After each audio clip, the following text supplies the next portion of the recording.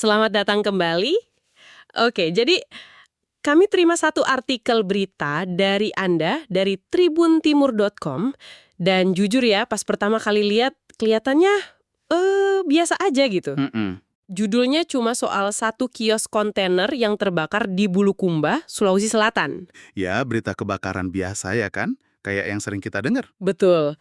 Tapi begitu kita coba gali lebih dalam, wah, ternyata ada banyak detail yang aneh dan menarik. Jadi, mari kita bongkar bareng-bareng. Ada cerita apa sih sebetulnya di balik kebakaran satu kios ini? Oke, kita mulai dari fakta dasarnya dulu ya. Boleh. Satu kios, bentuknya kontainer, lokasinya di Pantai Merpati, Bulukumba. Terbakar hari Senin, 15 Desember 2025 sekitar jam 2 siang WITA. Oke. Nah, yang langsung bikin saya penasaran itu, kios itu terbakar 1 jam sebelum pemiliknya, namanya Andi Eki, biasa buka. Oh, jadi sebelum jam buka. Iya, dia biasa buka jam 3 sore. Jadi pas kejadian, kiosnya itu lagi kosong-kosongnya. Nah, soal waktu ini, krusial banget menurut saya. Krusial gimana maksudnya? Gini, di satu sisi, ini untung banget kan? Untung karena nggak ada korban ya? Tepat. Karena kosong, jadi ya syukurlah nggak ada korban jiwa. Itu yang paling penting. Tapi di sisi lain, ini ngasih kita petunjuk soal ritme ekonomi di sana. Maksudnya soal jam bukanya itu? Betul. Kenapa baru buka jam 3 sore?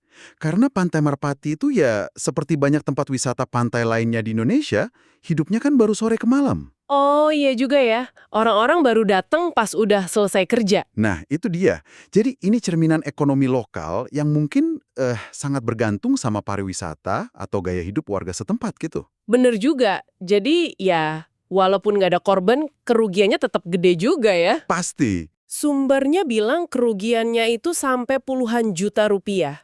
Semua alat masak, alat jualan, ludes. Semuanya. Tapi yang paling bikin saya bingung, dan mungkin Anda juga, adalah gimana apinya bisa muncul. Nah, ini dia bagian misterinya. Saksi mata bilang sumber apinya itu dari dalam kontainer. Dari dalam padahal terkunci. Iya, aneh banget kan? Nah, itu dia inti misterinya. Kepala Pemadam Kebakaran Pak Andi Hasbullah juga bilang kalau penyebabnya masih diselidiki polisi. Prosedur standar lah ya. Betul, tapi kalau kita coba analisis dari sudut pandang resiko, sebuah kontainer tertutup itu kan kayak oven ya. Panas di dalamnya. Banget, apalagi di siang hari. Di dalamnya ada peralatan listrik, mungkin juga ada tabung gas. Oh ya, Kalau ada korsleting listrik kecil aja atau kebocoran gas yang terperangkap di dalam ruang logam itu, wah, potensinya bahaya banget. jadi ini resiko dari model bisnisnya itu sendiri ya? Tepat, risiko yang melekat gitu. Masuk akal, masuk akal. Selain soal penyebabnya yang misterius, ada satu detail lagi yang menonjol buat saya. Apa itu? Jumlah mobil pemadamnya. Oh, yang 6 unit itu ya? Iya, 6 unit untuk madamin api di satu kios kontainer. Rasanya kok agak berlebihan ya? Apa mereka panik? Kelihatannya memang begitu ya. Tapi kita harus ingat konteks lokasinya. Di Pantai Merpati itu. Betul, itu area publik yang ramai. Dan yang lebih penting, di pantai itu angin bisa kencang banget dan gak terduga. Ah, bener juga. Api dari satu kios, kalau kena angin, bisa nyebar ke kios-kios lain dalam hitungan menit loh. Jadi ini bukan soal ukuran apinya. Bukan. Ini soal mitigasi risiko di lokasi yang vital. Ini langkah pencegahan yang agresif. Menurut saya sih, ini nunjukin prosedur penanganan yang matang, bukan kepanikan. Wah, poin yang bagus. Saya nggak kepikiran sampai sana. Jadi kesiapsiagaan itu bukan cuma soal mademin api yang ada, tapi mencegah bencana yang jauh lebih besar. Tepat sekali. Ini mengubah cara saya melihat berita-berita semacam ini. Ternyata nggak sesederhana itu. Dan itulah intinya kan, dari satu berita yang kelihatannya singkat, kita bisa dapat gambaran yang utuh. Gambaran tentang apa aja tuh? Ya mulai dari denyut ekonomi lokal yang hidupnya sore hari, terus risiko spesifik dari model bisnis kios kontainer yang makin populer ini, Sampai kesiapsiagaan daruratnya. sampai tingkat kesiapsiagaan layanan darurat sebuah kota dalam melindungi aset publiknya. Semua terungkap dari detail-detail kecil yang sering kita lewatkan. Oke, jadi ini pemikiran terakhir untuk Anda semua. Lain kali kalau Anda baca atau nonton berita lokal yang kelihatannya sepele, coba deh perhatikan detail-detail kecilnya. Jangan cuma permukaannya aja. Betul. Jangan cuma fokus pada apa yang terjadi, tapi juga kapan, di mana, dan bagaimana responsnya.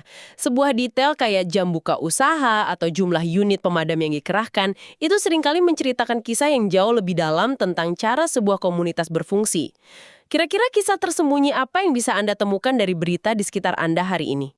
Merpati dilaporkan pada pukul 2.14 siang, kami mendapat informasi langsung bergeser ke sini. Apa saja yang terbakar di sini? Terbakar satu kios kontainer milik warga. Kalau dari penyebabnya apakah sudah diketahui? Sampai saat ini belum diketahui penyebabnya. Tapi kalau dugaan sementara, kabarnya ada pekerjaan proyek apa begitu perbaikan? Belum kami dapat laporan. Kalau untuk korban sendiri apakah ada? Korbannya masih alat-alat rumah tangga, belum ada korban dari orang atau manusia.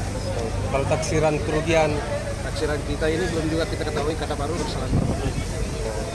Jumlah Jumlah personil yang kita turunkan pada kesempatan ini sekitar 30 orang, satu peleton, kendaraan 4 unit.